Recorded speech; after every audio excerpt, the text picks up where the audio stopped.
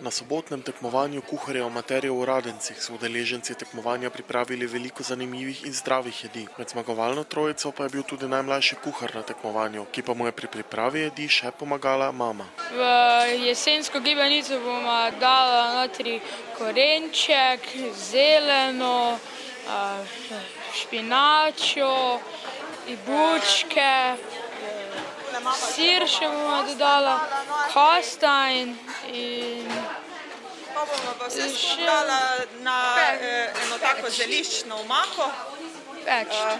Je to jed, ki jo drugače tudi kuhate pogosto doma?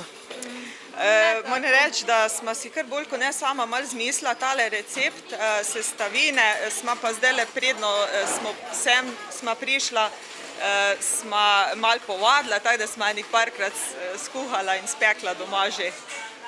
Pred 17 leti smo začeli najprej s slaščicami in potem vsako leto s kakšno drugačno temo.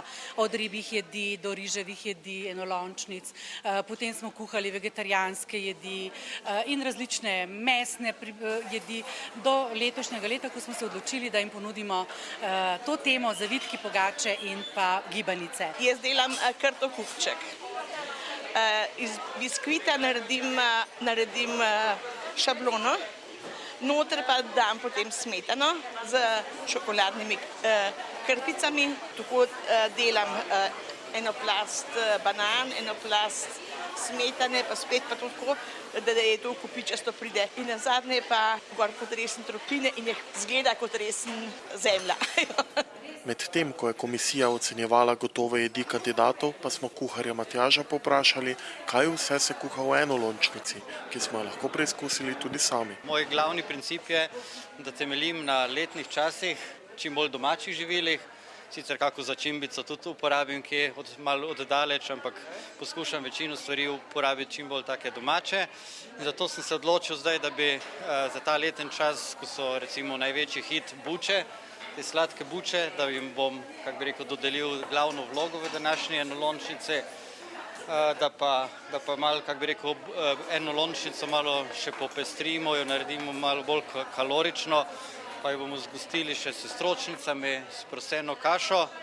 Dodali bomo še pa malo popečenega tofuja, mariniranega, ki ga mogoče ljudje malo manj poznajo, oziroma ga dostikrat poskušajo neprimerno, kako bi rekel, začinjenega in potem jim tudi mogoče ni tako najbolj všeč. Kdo pa se je vse prijavil na tekmovanje? Letos so se bolj prijavljale ženske, samo enega fanta imamo in to mladega kuharja nadobudnega, ki je bil že enkrat na našem tekmovanju in verjamem, da se bo razvil v odličnega kuharja. Zgleda, da pečejo rajši ženske, kljub vsemu, da vemo, da so moški odlični ljubiteljski kuharji in že kar nekajkrat na naših tekmovanjih so zmagali moški.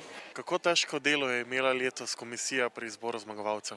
Dosti težko delo, glede na to, da so že leta in leta isti tekmovalci, da je nekaj novih mladih in da je tudi glede na izbor, kakršnega razpišemo za našo ženo, za to tekmovanje. Vsako leto je drugačno in vsako leto se morajo tudi drugače pripraviti.